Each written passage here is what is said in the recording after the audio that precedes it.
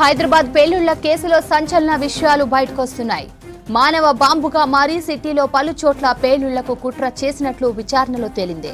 ఇప్పటికే 6 ఐసిస్ అనుమానిత ఉగ్రవాదులు రెక్కి నిర్వహించారు. టిఫిన్ బాక్స్ బాంబులతో దాడులకు తెగబడేందుకు ప్రయత్నాలు చేశారు. ఏపీ రంపచోడవరంలో బ్లాస్టింగ్ రిహార్సల్స్ నిర్వహించారు. విజయనగరం పోలీసుల రిమాండ్ రిపోర్టులో సంచలన విషయాలు బయటకొస్తున్నాయి. హైదరాబాద్ పేలుళ్ల కేసులో సంచలన విషయాలు బయటకొస్తున్నాయి. మానవ బాంబుగా మారి సిటీలో పలు చోట్ల పేలుళ్లకు కుట్ర చేసినట్లు విచారణలో తేలింది. ఇప్పటికే 6 ఐసిస్ అనుమానిత ఉగ్రవాదులు రెక్కి నిర్వహించారు. టిఫిన్ బాక్స్ బాంబులతో దాడులకు తెగబడేందుకు ప్రయత్నాలు చేశారు. ఏపీ రంపచోడవరంలో బ్లాస్టింగ్ రిహార్సల్స్ నిర్వహించారు. విజయనగరం పోలీసుల రిమాండ్ రిపోర్టులో సంచలన విషయాలు బయటకొస్తున్నాయి. హైదరాబాద్ పేలుళ్ల కేసులో సంచలన విషయాలు బయటకొస్తున్నాయి. మానవ బాంబుగా మారి సిటీలో పలు చోట్ల పేలుళ్లకు కుట్ర చేసినట్లు విచారణలో తేలింది. ఇప్పటికే 6 ఐసిస్ అనుమానిత ఉగ్రవాదులు రెక్కి నిర్వహించారు. టిఫిన్ బాక్స్ బాంబులతో దాడులకు తెగబడేందుకు ప్రయత్నాలు చేశారు. ఏపీ రంపచోడవరంలో బ్లాస్టింగ్ రిహార్సల్స్ నిర్వహించారు. విజయనగరం పోలీసుల రిమాండ్ రిపోర్టులో సంచలన విషయాలు బయటకొస్తున్నాయి. ఇక ఇదే విషయంపై మరింత సమాచారం ధనరాజ్ అందిస్తారు. ధనరాజ్, హైదరాబాద్ బాంబు పేలుళ్ల భారీ కుట్రలో ఒక్కొక్కటిగా బయటకొస్తున్నాయి, ఏంటి అప్డేట్స్?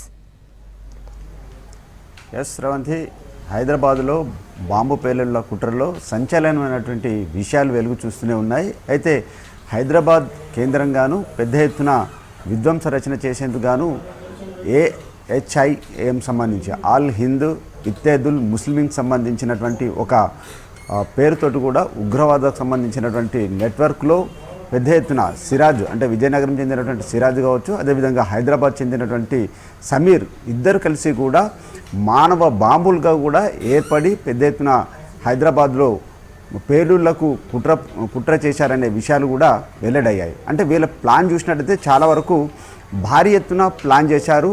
వీళ్ళు రకరకాల, అంటే సోషల్ మీడియా ఇన్స్టాగ్రామ్ గ్రూప్గా చూసినట్టయితే ఈ ఏదైతే సౌదీ నుంచి హ్యాండ్లర్ల నుంచి పలు ఆదేశాల మేరకు పెద్ద ఎత్తున హైదరాబాద్ని ఇందులో టార్గెట్గా చేసుకున్నారు. అదేవిధంగా మొత్తం ఈ పేలుడుకు సంబంధించినటువంటి ఏదైతే మెటీరియల్ ఉంటుందో ఆ మెటీరియల్ అంతా కూడా సిరాజు దానికి సంబంధించి ఏర్పాట్లు ముమ్మరం చేశారు. ఒకరిది మెటీరియల్కి సంబంధించినటువంటి విషయం కావచ్చు, మరొకరు మాత్రము చాలా వరకు ఈ రిహార్సల్స్ను కూడా విజయనగరం రంపచోడవరాన్ని ఎంచుకొని 21, 22వ తేదీలోగా ఈ రిహార్సల్స్ చేయాల్సి ఉంది. ఇలాంటి క్రమంలోనే పెద్ద ఎత్తున బాంబులకు సంబంధించినటువంటి మెటీరియల్, అమోనియము, సల్ఫరు, మెగ్నీషియం, ఈ అగ్గిపుల్లకు సంబంధించినటువంటి ఏదైతే మందుగుండు సామాగ్రి ఉంటుందో అదంతా కూడా ఇన్స్టాగ్రామ్ ద్వారా సౌదీ నుంచి హ్యాండ్లర్లు పలు సూచనలు కూడా ఇచ్చారు. వాటి మేరకు కూడా వీళ్ళంతా పలు చోట్ల నుంచి దానికి సంబంధించినటువంటి మెటీరియల్, అంటే ఈ బాంబు పేలులకు సంబంధించినటువంటి